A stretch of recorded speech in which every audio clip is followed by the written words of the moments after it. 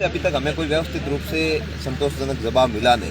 पिछले दिनों जब हमने आमरण अनशन किया था उस समय हमें बात कही गई थी कि जो रियल में वास्तव में गरीब है उनके लिए ट्रैक्टर फ्री करेंगे। मैं अभी यहाँ से अगर उमेश जी ने आदेश दिया तो मैं सीधा नाके पर ही जाऊँगा। अभी गरीब महिलाएं ट्रैक्टर पे टोली में बैठकर बजरी भरने गई हुई है।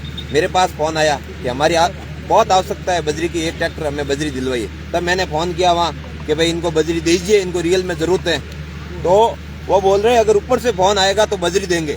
मैं जाऊंगा नाके पे, मैं बजरी भर के लाऊंगा क्योंकि मेरे गरीब भाइयों को बजरी की आवश्यकता है। उनके पास बजरी के इतने महंगे रुपए देने के लिए उनके पास पैसे नहीं है। गवर्नमेंट रेट से अगर 40-50 रुपए मांगे तो वो दे देंगे, लेकिन ये जो अतिश्री कर रहे हैं वो हम बर्दाश्त नहीं करेंगे। मैं नाके पर ही जाने वाला हूँ यहाँ से। और मुख्य बात जो हमें यहाँ पे कल बजरी की दरें कम करवाने को लेकर रालोपा सुप्रीमो हनुमान जी बेनीवाल साहब आने वाले हैं और बड़ी जनसभा होगी और बालोतरा के इतिहास में सबसे बड़ी जनसभा होगी। और कल अगर मांगे नहीं मानी तो यहाँ से नाके भी जाएंगे।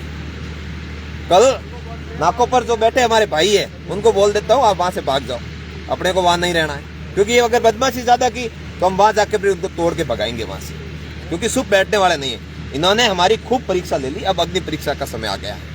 और दूसरा जो मुद्दा रहेगा कृषि बीमा क्लेम का, कृषि बीमा क्लेम पे हमारे साथ में बहुत बड़ा धोखा हुआ। हम लोगों को गुमराह किया गया 2 रुपए, 5 रुपए, 2.5 रुपए, 3 रुपए देकर। ये किसान कतई बर्दाश्त नहीं करेगा। आपने देखा मैं पहले भी किसान सभा में गया था तब मैंने यही बात कही। और सबसे बड़ा मुद्दा है वो ये है रोजगार का।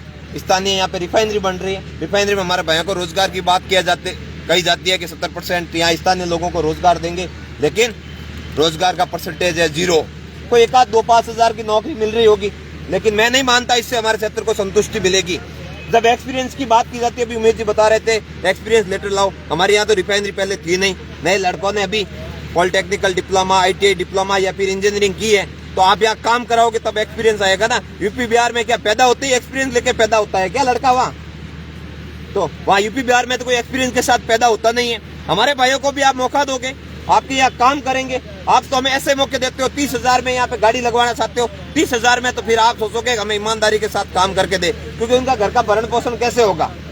तो फिर आप खुद कहते हो कि आप चोरियां करो।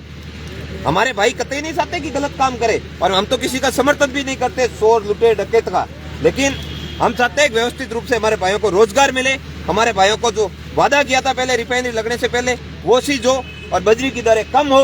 वास्तविक जो बजरी की रेट है सरकारी दर से आपका वास्तविक जो थोड़ा बहुत मुनाफा होता है वो मुनाफा कमाइए और बजरी लोगों को सस्ती दीजिए। जो गरीब है, जो ट्रैक्टर ट्रॉली ले जाके फावड़े से और गैती से और तगारी से बजरी भरते हैं, उनको बजरी फ्री दीजिए। अभी आप देखोगे 1 घंटे के बाद या तो मुझे ये अधिकारी गिरफ्तार कर लेंगे या फिर कोई नया बाउंड्री होगा। मैं गरीब भाइयों को वहां से खाली नहीं आने दूंगा। हमने कल भी यहाँ पे पानी के लिए आंदोलन किया था। जब महिलाएं सड़क पे आई तो पता नहीं ये नेता कहाँ चले गए, बालोतरा के नेता क्या हो गया, जिला कर रहा है, कोई क्लेम कर रहा है, लेकिन करना कोई कुछ नहीं चाहता, खाली बयान देना चाहते हैं। महिलाएं 30 दिन से पानी नहीं आया, सड़कों पे आ गई। क्या होगा हमारे बालोतरा का? ये जिला बनने से पानी थोड़ी आएगा। पानी जब वार्डों में 30 दिन से पानी नहीं है और जनप्रतिनिधि सो रहे हैं, ये हमारी विडंबना है। अब रक्षक की भक्षक बन गए हैं। इनसे लड़ना हमें बहुत जरूरी हो गया है और कल भी लड़े। और अगर आगे भी पानी की समस्या रही तो मजबूती से हमारे भाइयों के साथ, और महिलाओं को मैं सड़क पे नहीं आने दूंगा। महिलाओं के लिए मैं अगर मजबूती से लड़ना पड़ा तो लड़ूंगा, और हमारी ये मान सम्मान और इज्जत को आस आई तो 1% भी पीछे नहीं हटेंगे। बहुत बहुत धन्यवाद।